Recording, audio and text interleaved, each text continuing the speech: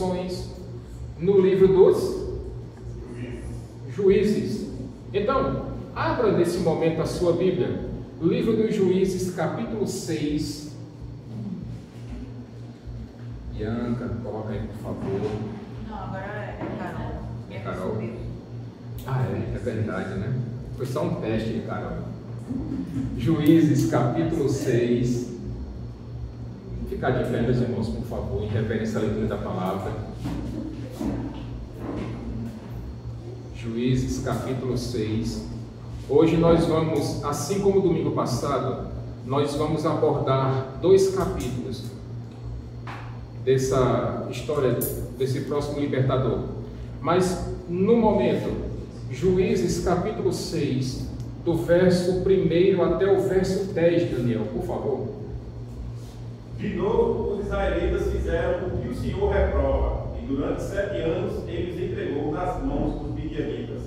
Os midianitas dominaram Israel, por isso os israelitas fizeram para si esconderijos nas montanhas, nas cavernas e nas fortalezas. Sempre que os israelitas faziam as suas plantações, os midianitas, os amalequitas e outros povos da região, a leste deles, as invadiam, acampavam na terra e destruíam as plantações ao longo de todo o caminho, até Gaza, e não deixavam nada vivo em Israel, nem ovelhas, nem gado, nem jumentos. Eles subiam trazendo os seus animais e suas tendas, e viam como queixames de gafanhotos. Era impossível contar os homens e os seus camelos. Invadiam a terra para devastar.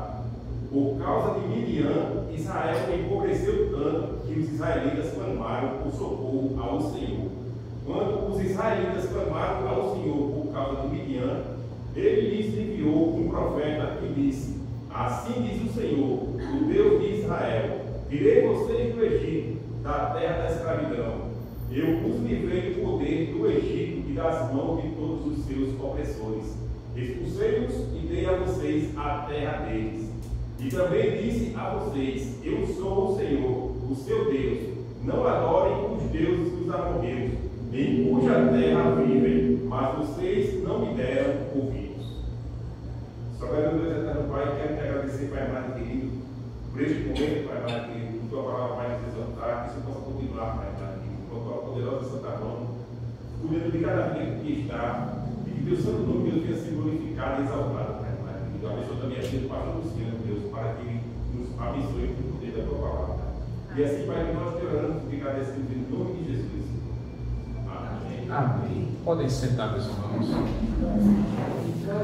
Eu esqueci de dar boa noite aqui a Vanildo, Elza, Flaviano, Lília, boa noite. Deus abençoe vocês. Meus irmãos, eu estava preparando essa mensagem durante a semana e me veio à cabeça a história de uma mulher chamada Susana Spurgeon, que vem a ser esposa daquele que foi chamado príncipe dos pregadores, Charles Spurgeon. E essa mulher, meus irmãos, minhas irmãs, com fragilidade de saúde, mas essa esposa, ela se tornou uma esposa dedicada. Ela acompanhava o seu esposo sempre que possível, em suas missões, em suas viagens, em suas pregações.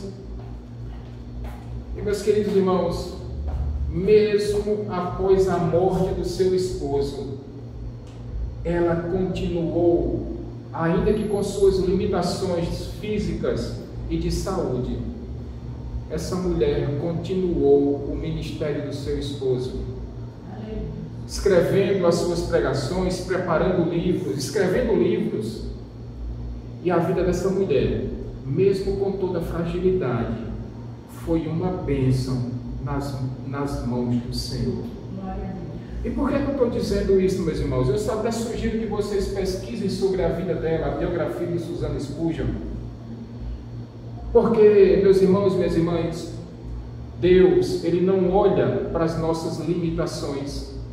Deus, Ele não se preocupa com a nossa fragilidade. Deus, Ele não tem tanta expectativa em relação aos nossos talentos, mas esse Deus que escolhe é também um Deus que capacita. Glória a Deus. Esse Deus que chama é o Deus que prepara. Esse Deus que envia é o Deus que vai abrindo portas e abrindo e limpando caminhos para os seus enviados. Glória a Deus. E a história de hoje, meus irmãos, não é muito diferente disso. Estamos aqui no capítulo 6 do livro dos Juízes. E sabe o que é mais interessante e triste ao mesmo tempo?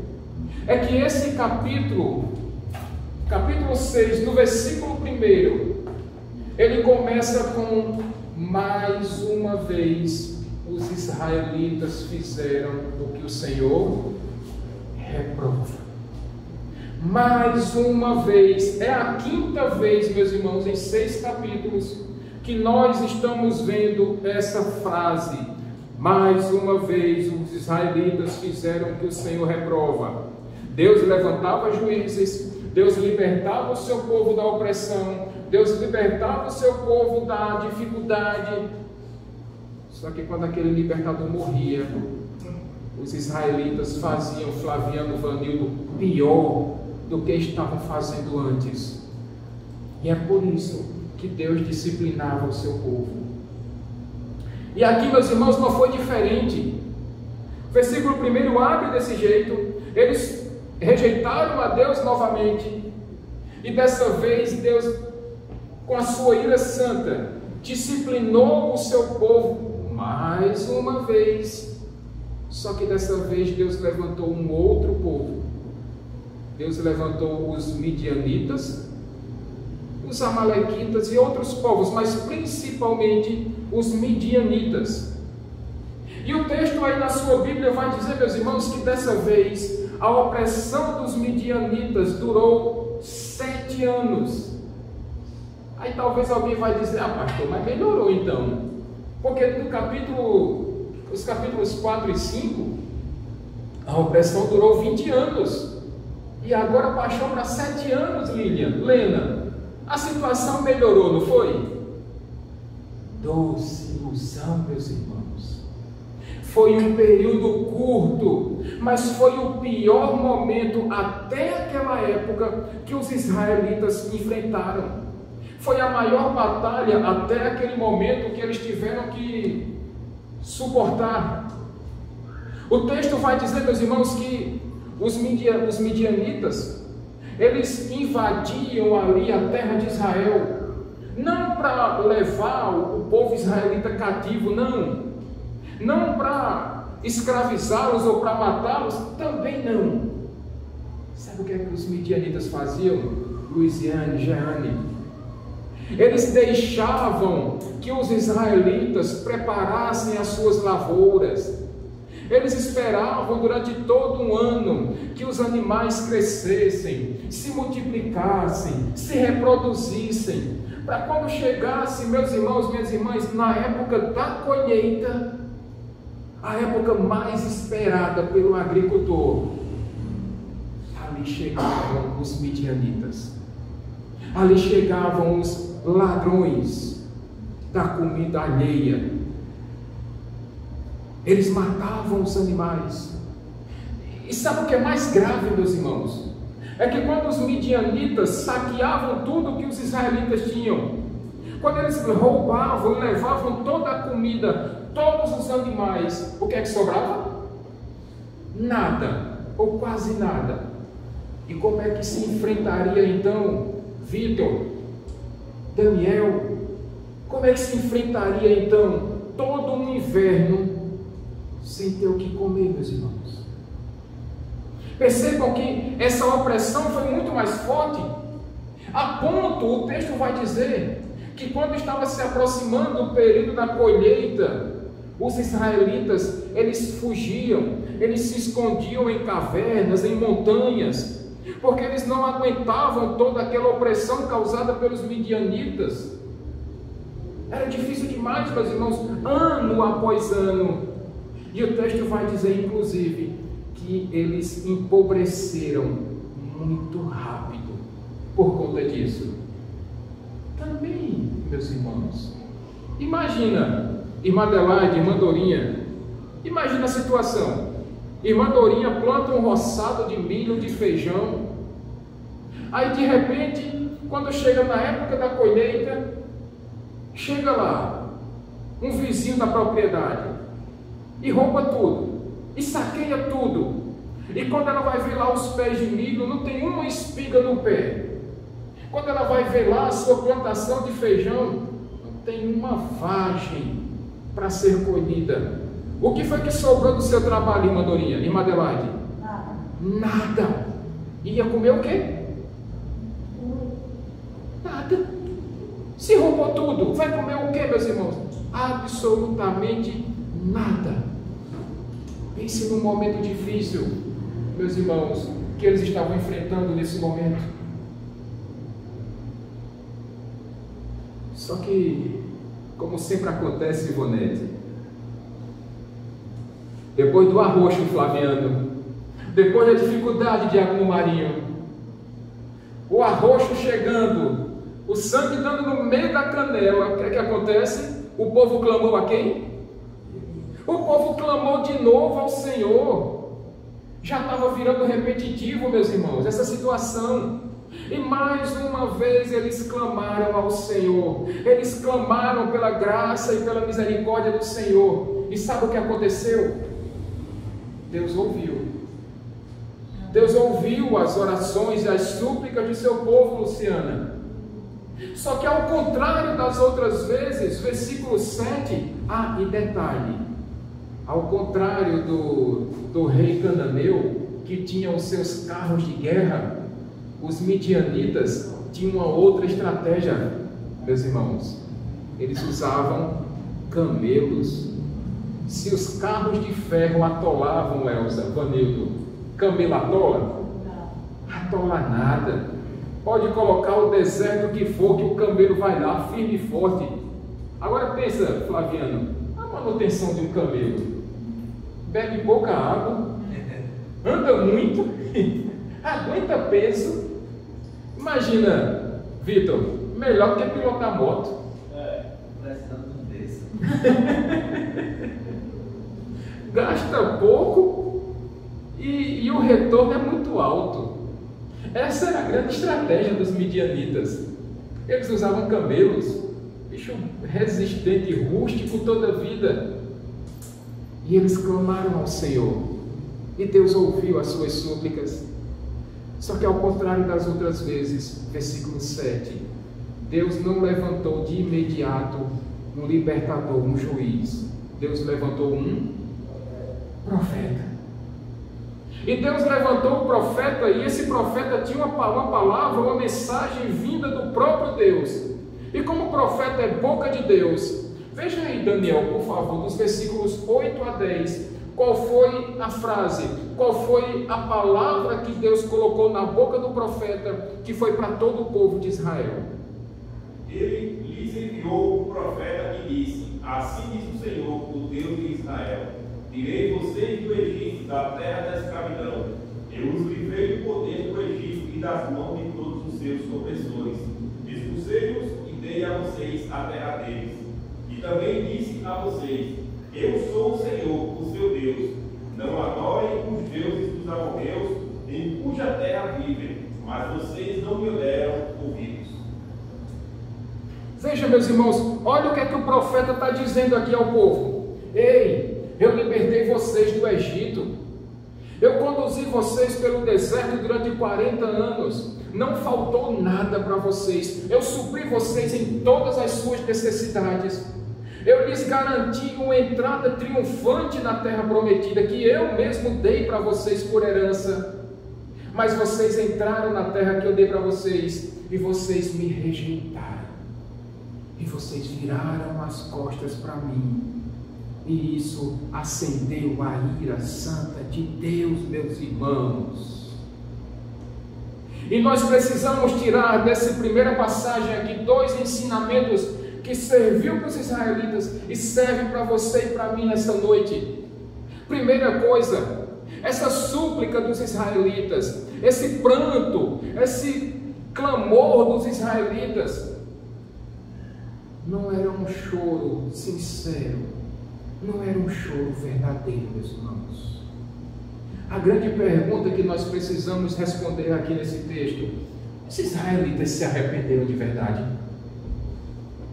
É evidente que não, meus irmãos, porque essa não é a primeira, nem a segunda, nem a terceira, nem a quarta, nem a quinta vez que Deus está repetindo essa mesma fala ao seu povo. Deus falou isso através de Moisés, Deus falou isso através de Josué, Deus vem levantando juiz após juiz após juiz, e todas as vezes que o povo tem um momento de alívio, eles simplesmente rejeitam a Deus. Esse choro deles, esse pranto deles, na verdade era um choro de remorso. Remorso. E foi interessante, quem esteve aqui quinta-feira na igreja, a pregação do diácono Davidson, ele diferenciou muito bem o choro de remorso e o choro de arrependimento.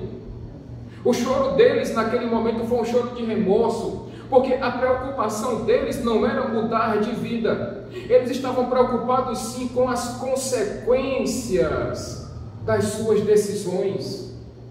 Eles estavam mais preocupados, meus irmãos, era com as consequências de terem rejeitado a Deus, de virado as costas para Deus. E agora que Deus está disciplinando eles, eles estão sofrendo as consequências, estão suplicando, não por causa do arrependimento verdadeiro, mas por causa do efeito colateral que causa na vida de um ser humano o fato de rejeitar a Jesus Cristo. Esse foi o grande problema deles. É como aquela pessoa, homem ou mulher, que faz algo errado. Ele sabe que está errado, ele sabe que aquilo ali vai gerar consequências negativas na vida dele ou na vida dela, mas a preocupação dela é: será que eu vou sofrer muito por causa disso? Será que isso vai ser muito doloroso para a minha vida? Por exemplo, alguém que rouba está mais preocupado com o arrependimento ou com o fato de ser preso e sofrer lá na mão dos presidiários ou na mão da polícia? É lógico, ele não está preocupado com a vergonha que ele vai passar ou que a família vai passar. Ele está preocupado: e se eu for preso, eu vou perder minha liberdade? Veja que em nenhum momento essa pessoa está preocupada com o que Deus pensa a respeito dela. E você pode aplicar isso para diversas áreas da sua vida.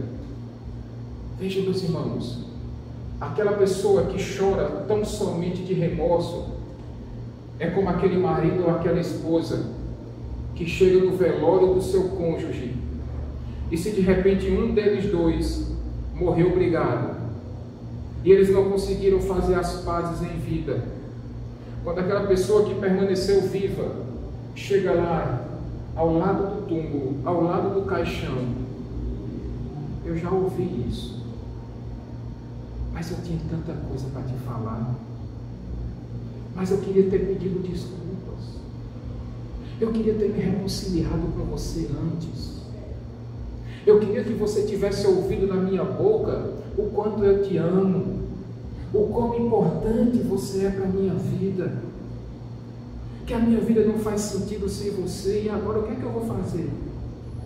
Se o meu grande amor está preso aí nesse caixão, ele não vai voltar mais. E você teve toda a chance do mundo de dizer isso para aquela pessoa que estava viva ainda. E você espera ela estar lá no túmulo, apenas o corpo. E aquele corpo não escuta mais. E aquele corpo não responde mais.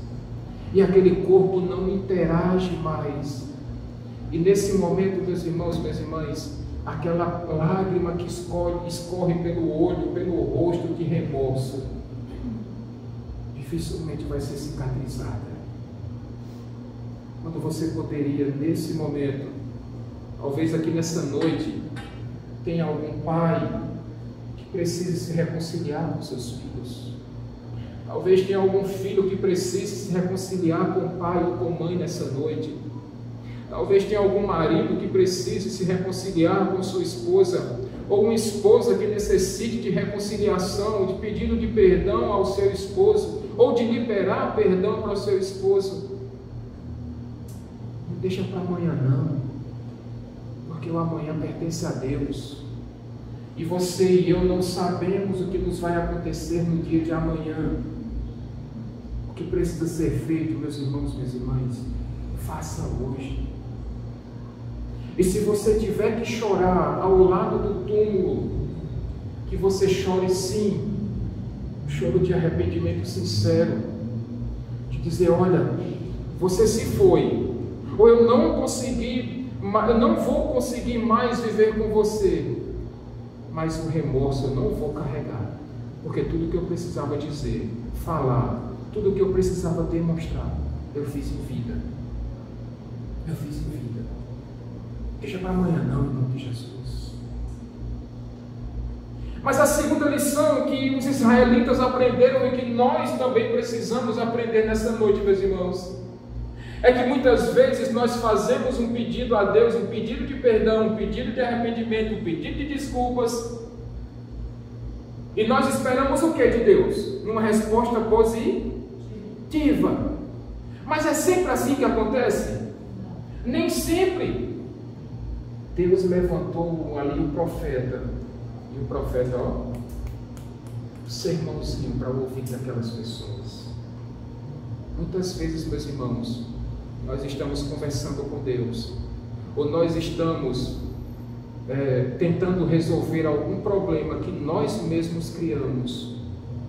Isso acontece muito com os filhos, principalmente, que fazem alguma coisa errada, e antes que o pai e a mãe deem aquele perdão, antes vem aquele sermão, antes vem aquela palavra que deixa a orelha pesada. Não é assim, mães? Ou não? Pais, é desse jeito também? Porque se não for, está errado. E muitas vezes também, meus irmãos, nós como filhos de Deus, somos levados a esse tipo de sermão. Quantas vezes, meus irmãos, alguém me faz uma pergunta: pastor, isso pode? Isso não pode? A resposta poderia ser somente um sim ou não. Mas se Deus, em determinados momentos, dá um certo sermão nos seus filhos, sabe que quando o seu pastor der um sermãozinho a você também, ou para você, sabe que eu não estou inventando moda nem novidade não, eu só estou fazendo o que é bíblico, eu só estou seguindo o exemplo do nosso Pai Celestial. E muitas vezes, antes que você receba a resposta que você espera, se prepare para ouvir um sermãozinho também, porque isso vai ser edificante para a sua vida. Amém, meus irmãos? Amém. Pois bem, Deus levantou o profeta, Deus deu um sermão através da boca do profeta, mas agora Deus levantou o libertador. E agora, dos versículos 11 até o versículo 40, nós vamos agora conhecer quem é esse libertador. O texto nos diz, o libertador se chama Gideão.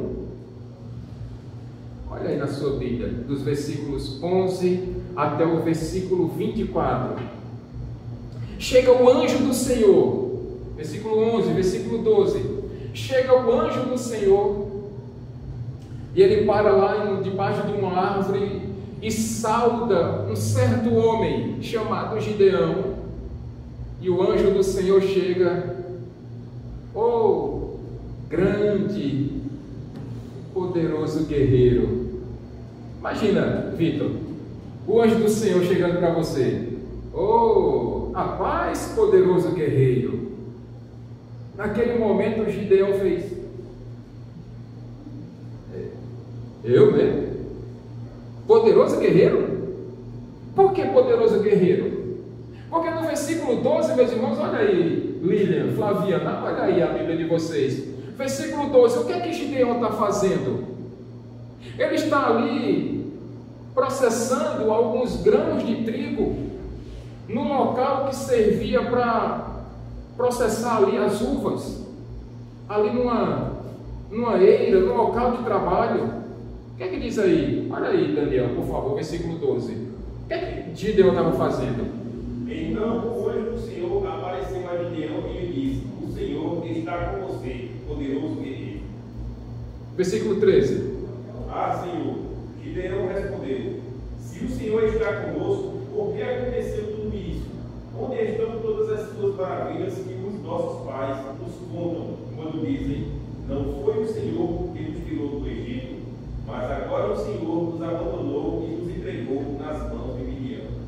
Percebam, Gideão lá, trabalhando ali aqueles grãos de trigo que ele tinha escondido, um pouquinho que sobrou, para alimentar a si e talvez os seus familiares. Ele não estava amolando uma espada de água marinha.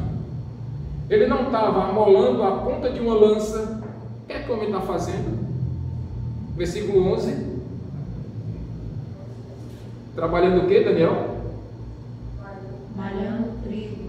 Malhando trigo. Em que lugar? Num tanque de prensar uvas. Num tanque de prensar uvas. Guarde essa informação, por favor. Ele estava malhando trigo num tanque de prensar uvas. Guarde isso até o finalzinho e você vai ver o porquê. Esse homem não estava se preparando para a guerra. Esse homem estava se escondendo, meus irmãos. Agora perceba, como é que chama a Lília? De um homem que está se escondendo de um poderoso guerreiro. E a resposta do anjo do Senhor no versículo 13 diz: é isso mesmo, Deus é contigo, guerreiro poderoso. Mas você vai derrotar os midianitas, porque Deus deu ele para vocês. E o texto vai seguindo a conversa de Gideão com o anjo do Senhor. Ah, Senhor, se o Senhor tivesse conosco, se o Senhor tivesse comigo, os midianitas não teriam nos derrotado, e nós teríamos o que comer, nós teríamos o que beber, e nós não estaríamos atolados nesse lamaçal no fundo do poço. E mais uma vez o anjo do Senhor vai dizer: tenha medo não, meu filho, Deus é contigo. Você vai derrotar todos os midianitas como se fossem um só homem. E a resposta de Gideão? Ah, Senhor, o meu clã é o menor de todos, e eu sou o mais fraco da minha família. Fala a verdade, Flaviano, se o anjo do Senhor falasse contigo 3 vezes, tu és um guerreiro poderoso, você vai ganhar a batalha, e o camarada chegasse para tu: moço, eu estou fraquinho, desnutrido, raquíticozinho, eu não estou conseguindo me quebrar nem um caroço de trigo. Por que é que tu faz isso se tu fosse o anjo do Senhor?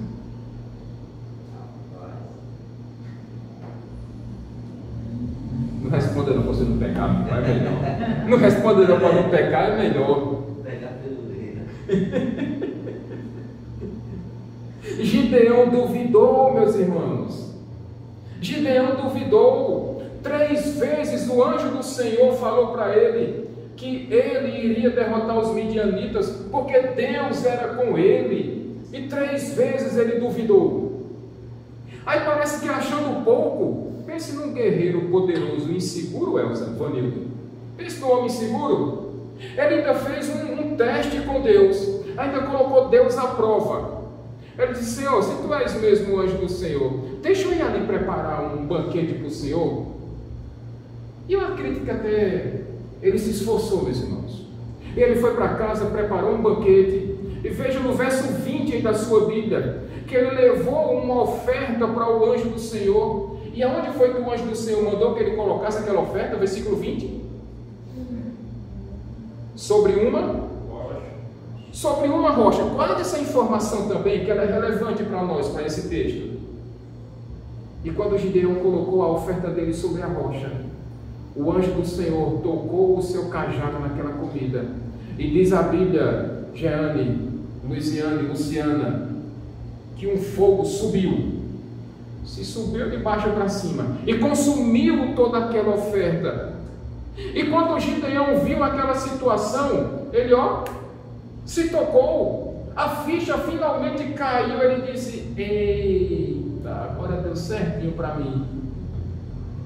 Verso 22, olha o que o texto vai dizer: eu vi quem? Eu vi o anjo do Senhor. Em outras palavras, sabe o que é que Gideão está dizendo? agora deu certinho para mim. Eu estava duvidando, sabe de quem? Do próprio Deus. Nós já vimos aqui tantas e tantas vezes que essa expressão, o anjo do Senhor, está se referindo ali a uma cristofania. Ali era o próprio Cristo que havia se revelado a Gideão. O Deus, a segunda pessoa da Trindade, o Deus Filho, se revelando a Gideão, dizendo: Deus é contigo, guerreiro poderoso. Você vai vencer essa batalha, eu vou te dar essa vitória, porque eu sou Deus, eu sou Deus Todo-Poderoso, e não existem impossíveis para mim, Cleide. Mas Gideão duvidou, meus irmãos. Gideão duvidou de Deus. Fala a verdade. Quantas vezes eu e você também duvidamos do poder de Deus? Quantas vezes nós achamos que a luta que nós enfrentamos parece que nem Deus pode resolver? Parece que a dificuldade na nossa vida é tão grande que tão somente nós dizemos: Senhor, não adianta nem o Senhor dar jeito nisso aqui mais. É um caso perdido. E nós colocamos, meus irmãos, em dúvida o poder e a autoridade, a soberania do nosso Deus. Versículo 23, o anjo do Senhor vai dizer: não tenha medo, Gideão, a paz seja com você. E Gideão adorou a Deus. E Gideão fez um altar para Deus e disse: Deus é a paz. E chamou aquele lugar de Deus é a paz. Quantas vezes você tem se sentido tão fraco quanto Gideão? E de repente Deus manda alguém chegar para você, ou em sonho, ou pela palavra dele, como nós vimos hoje na abertura do culto, com o exemplo do apóstolo Paulo. E Deus está dizendo: ei, é na tua fraqueza que eu demonstro todo o meu poder. É na tua batalha que eu mostro que eu sou o Deus Todo-Poderoso. É na peleja que você vê que Deus nunca perde uma batalha, meus irmãos. É no momento de dificuldade que nós descobrimos que o Deus que nós servimos é o Deus do impossível. É o Deus que não existe limites para Ele. Ele nunca entrou numa batalha para perder, porque Ele nunca perdeu nada. Porque Ele é o Senhor dos exércitos. Ele é o Senhor da história. Não apenas da minha, mas da sua história também. Glória a Jesus. E Gideão ficou inseguro. Assim como muitas vezes nós nos sentimos inseguros, achando que nós não passamos de meros mortais insignificantes. E somos, viu? Somos vasos de barro, viu? Somos vasos de barro. E é necessário que Deus mostre quem nós somos para poder começar a trabalhar através da nossa vida. Primeiro Ele trabalha você, para depois trabalhar através de você. E depois que Deus chama Gideão de grande guerreiro poderoso, versos 25 a 32, Deus vai dar agora uma missão a Gideão, Daniel. Agora imagina, na cabeça de Gideão: pronto, agora eu vou matar os midianitas todinho. Será? Só que não, meus irmãos, só que não. Deus disse: Gideão, lá dentro da tua casa, lá dentro da tua família, tem ídolos que estão sendo adorados no meu lugar. Deus manda que Gideão vá à casa do seu pai. E é interessante, meus irmãos, que naquele momento, sabe qual era o grande pecado dos israelitas? Sabe qual foi o grande motivo que fez eles serem levados ao exílio da Babilônia durante 70 anos? A idolatria. E o próprio pai de Gideão, um homem chamado Joás, ele tinha lá um ídolo, ele tinha uma imagem de adoração a Baal e a Aserá, um poste sagrado. E sabe o que é que Deus faz? Gideão, você vai ter que ir lá, você vai ter que confrontar a sua família, você vai ter que pegar os ídolos, e eu quero que você pegue um novilho, o segundo novilho de 7 anos, você vai pegar aquela madeira dos ídolos, você vai cortar, você vai fazer uma fogueira, e você vai oferecer esse novilho, sabe para quem? Para mim, diz o Senhor. Aquele novilho estava sendo preparado, meus irmãos, para Baal. E sabe o que Deus disse? Baal que nada, rapaz, quem tem que ser adorado aqui sou eu. Em outras palavras, sabe o que é que Deus está dizendo? Ei, arruma a tua casa, organize a sua casa. Antes que você pense em organizar, antes que você pense em estruturar a casa dos outros, primeiro põe em ordem a sua casa. Antes que você aponte o dedo para a casa dos outros, primeiro olhe para a sua. Olhe para a sua casa, olhe para a sua vida. O pai de Gideão era guardando um ídolo. Aquela aldeia, os familiares, os amigos de Gideão estavam adorando a Baal e não ao Deus verdadeiro, meus irmãos. E Deus disse, olha mesmo, olha a estratégia de Arco Marinho. Vai lá, Gideão, quebra tudo ali, faz uma adoração a Deus. E Gideão foi, viu? Se encheu de coragem o homem. E ele foi e quebrou aqueles ídolos, e fez a fogueira, e queimou aquele novilho. Só que no outro dia de manhã, Luiziane, quando todos descobriram, souberam que foi Gideão, levaram ele na presença do pai dele, Joás. Versículo 30. E disseram, ei, me dá o filho de vocês, que seu filho que ele vai ter que morrer. Ele ofendeu Baal. E naquele momento, meus irmãos, porque Gideão foi obediente a Deus, porque Gideão confiou na ordem de Deus, Deus honrou Gideão. E o pai dele agora está confrontando os seus patrícios, os seus irmãos. Ele disse, que Baal o que, rapaz? Se Baal fosse tão poderoso, como é que meu filho destruiu a imagem, a escultura dele? Se Baal fosse tão forte, tão poderoso líder, ele mesmo poderia ter se defendido. Com isso, Deus estava honrando a obediência de Gideão. E o mais interessante, versículo 32, ali no finalzinho, é que aquelas pessoas agora mudaram o nome de Gideão, passaram a chamá-lo de Jerubbaal, mais ou menos assim, aquele que pelejou e venceu a batalha contra Baal. Agora pensa, Gideão, peito estufado, guerreiro do Senhor, a primeira missão cumprida com sucesso. Aí nós chegamos nos versículos 33 a 40, e diz o texto, versículo 33, que nesse meio tempo, quem foi que chegou de novo? Os midianitas, o 8º ano. Eles estavam prontos para saquear tudo de novo.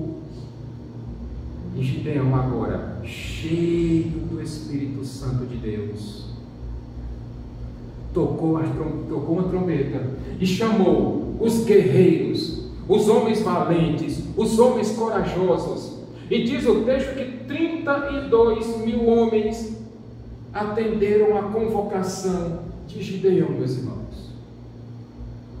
Agora imagina, vai ou não vai agora? A gente pensa que o negócio engrena, meus irmãos. Aí Gideão dá para trás de novo. Aí Gideão coloca Deus à prova de novo, pela segunda vez. E Gideão vai dizer, Senhor, não me leva a mal não, mas me dá mais uma provazinha aí, que o Senhor é Deus. Eu vou colocar uma lãzinha aqui, o Senhor manda o orvalho, o Senhor manda a chuva e molha só em volta, deixa a lã seca. E assim aconteceu. Aí Gideão disse, vamos fazer o contrário agora, Deus? O Senhor molha só a lã e deixa a terra toda sequinha. E assim Deus fez. Deus precisava fazer isso? Deus não precisava não. Mas sabe o que é que Deus está mostrando ali a Gideão, meus irmãos? Que nós não passamos de nada na presença de Deus.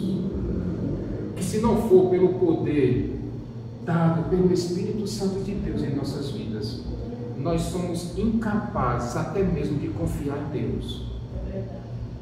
Se não for o Espírito Santo de Deus que nos capacita na nossa fragilidade, nem para obedecer a Deus nós somos capazes.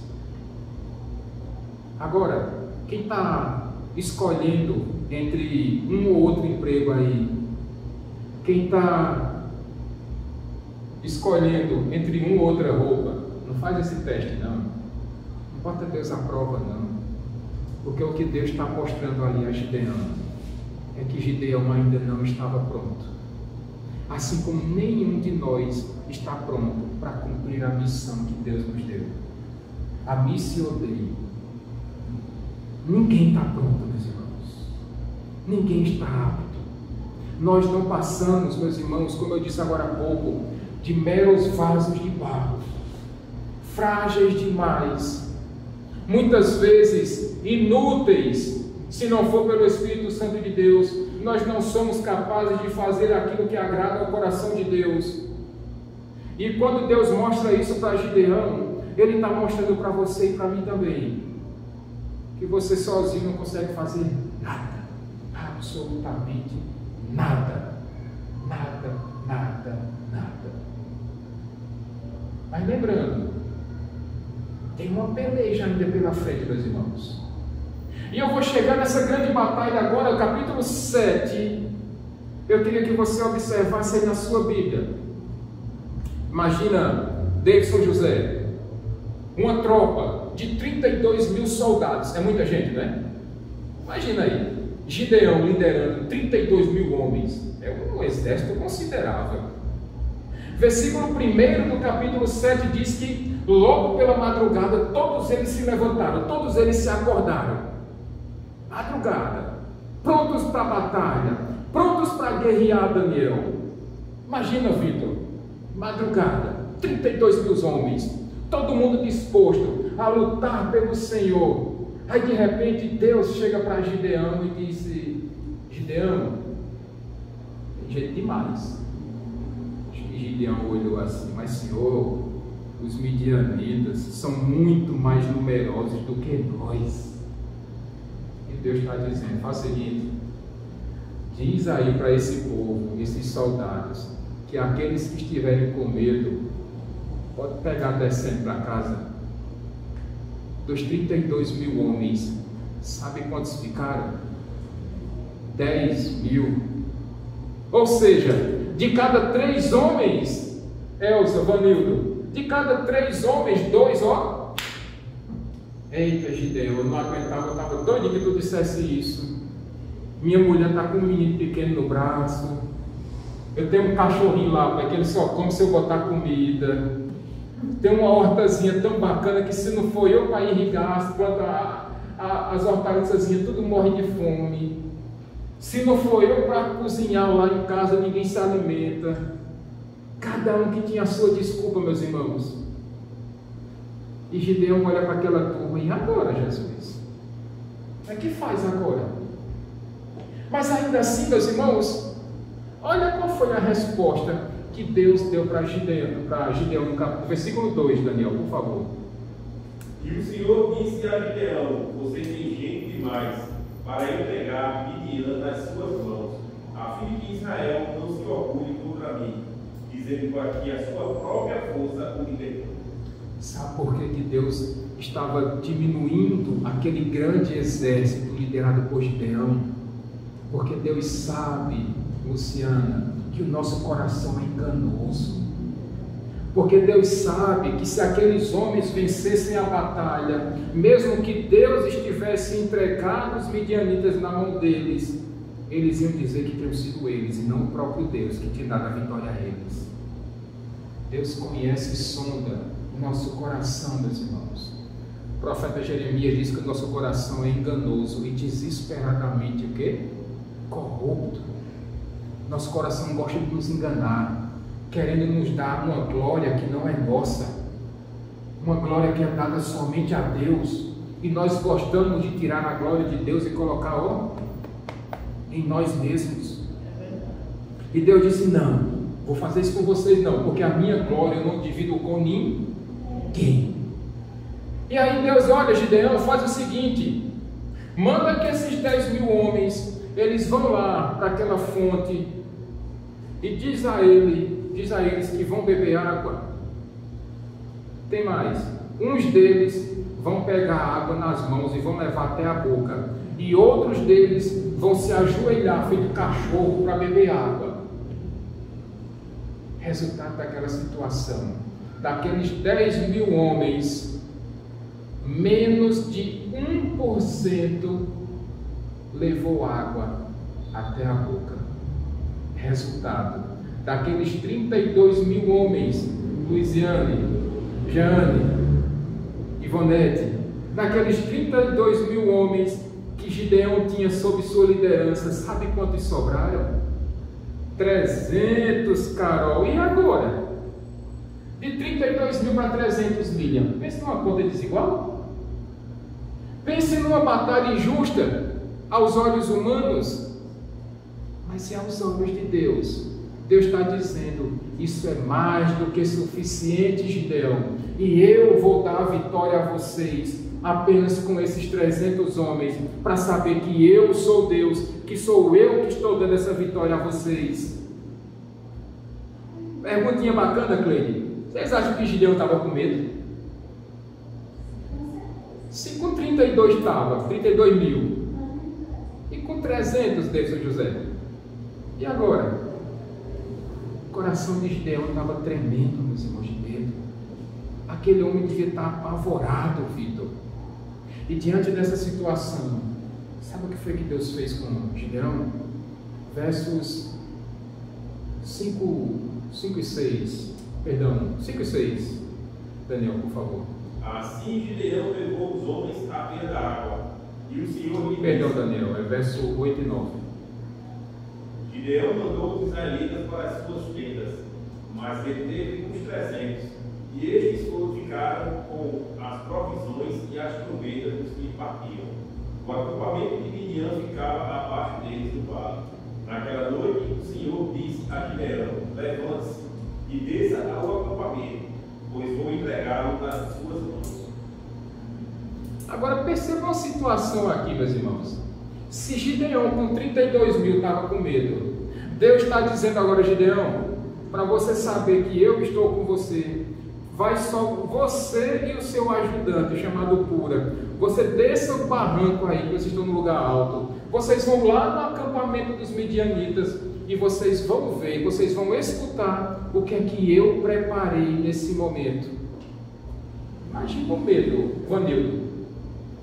Imagina o medo que Gideão não estava. Descer sozinho para ficar às portas de um acampamento, vendo todo aquele povoaréu lá, gente com força, soldado com força, espada até dizer chega, soldados era só o que tinha. E Gideão disse: tá cá, pior, só eu e meu assistente para descer aqui agora. Mas é Deus que está mandando, é Deus que está ordenando. E quando Deus manda, o que é que nós fazemos? Obedecemos. Veja aí, versos 13 e 14, Daniel, por favor. Gideão chegou bem no momento em que o homem estava contando seu sonho ao amigo. Tive um sonho, dizia ele, um fogo e cevada vinha rolando dentro do acampamento midianita, e atingiu a tenda com tanta força que ele tocou e se desmontou. Seu amigo respondeu: não pode ser outra coisa senão a espada de Gideão, filho de Joás, o israelita. Deus entregou os midianitas e todo o acampamento nas mãos dele. Olha o que é que Deus está fazendo, olha o que Deus já fez na verdade. Deus colocou um pânico na cabeça e no coração dos midianitas, a ponto de um soldado conversando com outro, e naquele momento, meus irmãos, a troca de guardas, os turnos lá de São José, eram 3 turnos de 4 horas para cada turma de soldados. Terminava 4 horas, havia a troca de turno. Se eram 3 turnos, se um turno estava trocando com o outro, tinha uma turma que estava dormindo nessa história. E foi exatamente nesse momento, depois da meia-noite, que Deus manda que Gideão vá lá naquele lugar. E quando ele olha, observa aquilo tudo, eles estão morrendo de medo, tremendo de pânico, dizendo que Deus havia entregue os midianitas, não nas mãos dos israelitas, mas nas mãos de quem? De Gideão. Eles estavam com medo de um guerreiro frouxo, meus irmãos. Só que os midianitas não sabiam disso, porque Deus já havia dado a vitória a Gideão. E no versículo 15, meus irmãos, não poderia acontecer outra coisa, senão o que Gideão fez. Ele se ajoelhou e adorou ao Deus Todo-Poderoso, reconhecendo o poder e a autoridade e a graça que Deus havia derramado sobre a vida dele. A única atitude que Gideão teve é a mesma que eu e você precisamos ter quando Deus é conosco o tempo todo. Nós precisamos dobrar os nossos joelhos e adorarmos aquele que é digno de toda a nossa adoração, de toda a nossa honra. Ele é o motivo do nosso louvor e da nossa adoração. Ele reconheceu que a vitória fora dada pelo próprio Deus e Gideão não tinha feito nada para que essa vitória acontecesse. O texto segue. Gideão volta para o acampamento. E veja, meus irmãos, aqui o poder de Deus, como é que atua, Lena. Gideão chega. Deus mandou que somente eles fossem lá, mas Deus não disse como é que eles tinham que fazer. E Gideão chega para os seus 300 soldados e diz: olha, cada um de vocês pega uma trombeta, bota no pescoço, pega um pote de barro, um vaso de barro, peguem uma tocha, bota dentro desse vaso e nós vamos descer. E quando eu der o comando a vocês, sem nenhuma espada, meus irmãos, sem nenhuma espada, quando eu der o comando a vocês, vocês vão tocar as trombetas, vocês vão jogar os vasos de barro no chão, e vocês vão ficar balançando as tochas acesas e gritando: pelo Senhor e por Gideão. E assim eles fizeram.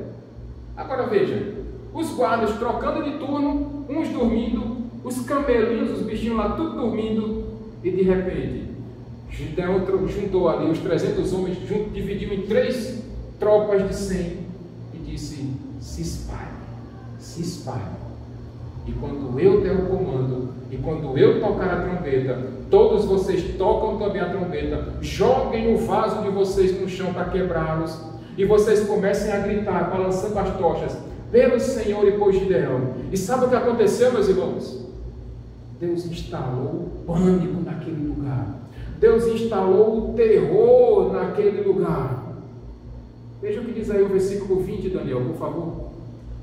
As 3 companhias tocaram as trombetas e despedaçaram os jarros, empunhando as tochas com a mão esquerda e as trombetas com a direita, gritaram: a espada pelo Senhor e por Gideão. Verso 21 e 22. Cada homem mantinha a sua posição em torno do acampamento, e todos os midianitas fugiam correndo e gritando. Quando as 300 trombetas soaram, o Senhor fez que em todo o acampamento os homens se voltassem uns contra os outros com as suas espadas, mas muitos fugiram para Besta, na direção de Zelecá, até a fronteira de Abel-Meolá, perto de Tabate. Sabe o que Deus fez naquele momento, meus irmãos? Deus fez naquela escuridão da piura, ninguém vê ninguém. Deus fez com que os midianitas se voltassem uns contra os outros. O povo dos camelinhos saíram na carreira com medo. E um matando o outro ali, sem saber quem era quem. E aqueles poucos que sobraram e fugiram. O texto continua dizendo que Gideão chamou aqueles covardes, aqueles 22 mil lá, que correram com medo. E agora eles apareceram e perseguiram os que tinham fugido, e perseguiu e prendeu e matou-os a todos. E diz aí, Daniel, por favor, que sobrou aí no versículo 25. Eles prenderam 2 líderes midianitas, Oreb e Zeeb. Mataram Oreb na rocha de Oreb e Zeeb no tanque de prensar uvas de Zeeb. E depois de perseguir os midianitas, trouxeram a cabeça de Oreb e de Zeeb a Gideão, que estava do outro lado do Jordão. Vocês lembram durante a leitura do texto que eu disse a vocês: guardem essas informações porque elas são relevantes no final do texto. Aonde foi que Gideão ofereceu, entregou uma oferta para o anjo do Senhor? Em uma? E aonde foi que Deus entregou a oferta da cabeça de um dos príncipes de Midian nas mãos de Gideão? Numa? rocha. A cabeça do outro príncipe de Midian foi colocado em cima de um tanque de prensar uvas. E aonde foi que o anjo do Senhor encontrou Gideão se escondendo? Num tanque de prensar uvas. Deus havia mudado, restaurado a história e a vida de Gideão. Toda aquela insegurança que Gideão tinha por conta da opressão dos midianitas, Deus fez uma virada de jogo aqui, meus irmãos. Aquela insegurança que era de Gideão passou para os midianitas. E toda aquela história de opressão que o povo dele estava sofrendo, o povo de Deus, Deus mudou a sorte do seu povo. Porque Deus é um Deus todo-poderoso, meus irmãos. E tudo aquilo que havia acontecido, aqueles fatos marcantes que entristeciam o coração do povo, Deus, reverteu essa história. A oferta que Gideão fez para Deus, Deus agora está dando como oferta a Gideão. Aonde o anjo do Senhor encontrou um homem inseguro, agora Deus entrega a cabeça do líder do povo que se dizia poderoso, mas que agora só restou a insegurança. Sabe por que eu queria lembrar para o seu e o meu coração nessa noite? Deus sabe da nossa limitação. Deus sabe da nossa incapacidade. Deus sabe das nossas fraquezas. Mas assim como Deus reverteu a história e a sorte de Gideão, Deus pode mudar a minha e a sua sorte na hora que Ele quiser, porque Ele é Deus. Deus pode tirar toda a insegurança que nós temos no coração, como Gideão tinha, e nos fazer tão corajosos, cheios do Espírito Santo, como Gideão foi. Sabe quando? Quando nós passarmos a confiar nele, a obedecer a Ele. Sabe todo aquele medo que Gideão sentia e que nós também sentimos? Deus transforma esse medo em ânimo, em coragem, porque Ele sabe que nós não passamos de pó. E se Ele soprou em nossas narinas o fôlego de vida, é porque Ele sabe que pelas mãos dEle, pelo poder e autoridade dEle, Ele pode nos usar como guerreiros fortes e valentes, meus irmãos. E eu quero finalizar a mensagem dessa noite, primeiro lembrando que depois de Gideão surgiu um homem que aos olhos da sociedade era um homem fraco, um carpinteiro, filho de um carpinteiro. Não era um guerreiro poderoso como foi Davi, mas aquele homem que aos olhos humanos era frágil, incapaz, impotente, sozinho, ele derrotou os nossos piores inimigos. Ele derrotou Satanás, ele derrotou a morte, ele derrotou o pecado e ele derrotou o mundo, sem precisar levantar uma espada, sem precisar matar ninguém, mas pela sua vida Ele trouxe vida a todos aqueles que crerem no nome dEle. Glória a Deus. Jesus Cristo sozinho, Ele nos deu vida e vida em abundância. Se Deus libertou Gideão e o seu povo da opressão de Midian, Jesus Cristo naquela cruz do Calvário, Ele nos livrou da opressão do pecado. Jesus Cristo nos livrou da opressão do maligno. Jesus Cristo nos livrou da opressão do mundo. E Jesus Cristo nos livrou da consequência da morte, porque Ele disse que todo aquele que nele crê, ainda que morra, viverá. Viverá, meus irmãos. Em segundo lugar,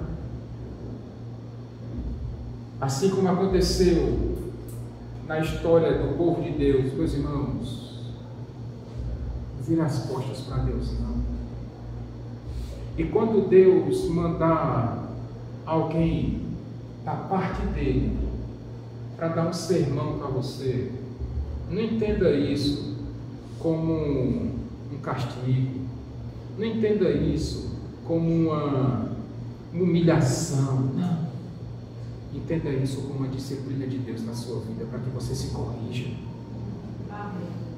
Entenda isso como uma disciplina de Deus, para que você volte novamente Glória a Deus. para andar nos caminhos dele. Louvado seja Deus. Terceira aplicação nessa noite, pode até chamar Diego já, isso aqui. Obrigado. Terceira aplicação nessa noite, em nome de Jesus. Não duvida de Deus, não. Não faz como Gideão, que ficou desconfiando da presença do anjo do Senhor na presença dele. E mais do que isso, não coloque o seu Deus à prova. Tenta provar Deus, não. Deus não deve nada, nem para mim e nem para você. Mas se Ele toma conta da minha e da sua vida, é porque Ele ama a mim e ama também a você. Não precisa ficar colocando Deus à prova, não, meus irmãos. Se Ele mandar você fazer, faça. Se Ele mandar você dizer, diga. Se Ele mandar que você vá, prossiga. Não fica testando Deus, não. Não fica duvidando das ordens de Deus, não.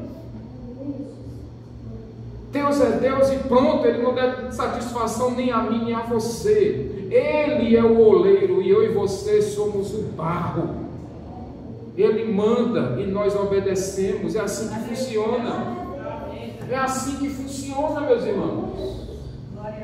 É assim que funciona.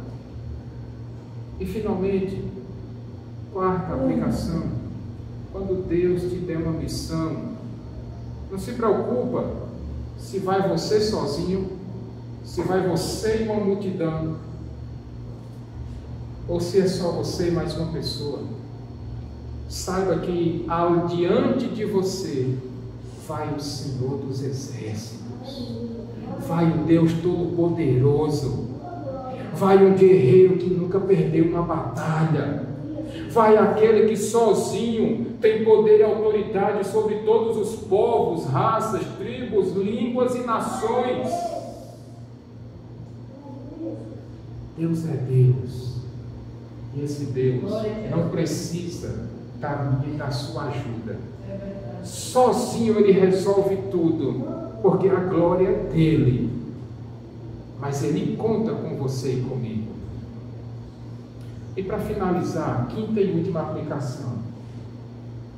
Talvez nessa noite tenha alguém aqui na igreja dizendo, pastor, mas eu sou tão fraco. Eu sou tão fraca. Eu até queria servir a Deus, mas eu não consigo. Porque eu não tenho os dons e talentos que meu irmão e minha irmã que está do meu lado têm. Olha para Gideão, olha para a sua vida. Ninguém aqui é diferente de Gideão. Ninguém aqui é capacitado para fazer qualquer coisa para Deus. Mas Deus tira da nossa fraqueza força. Deus tira da nossa incapacidade condições de resolver tudo aquilo que Ele já reservou, já preparou para nós. Deus sabe que nós não passamos de meros e simples vasos de barro, mas é com esse vaso de barro que Ele vai glorificar o nome dEle. Antes que você diga, pastor, eu não sei o que é que eu posso fazer nessa igreja, saiba que quem vai capacitar você é o próprio Deus. E aquilo que você nem sabia que podia fazer, Deus vai te preparar, Deus vai te estruturar. Mas antes de tudo, ponha em ordem a sua casa, ponha em ordem a sua vida, porque primeiro Deus vai trabalhar a sua vida, para depois Deus trabalhar através da sua vida. Amém, meus irmãos? Vamos ficar de pé.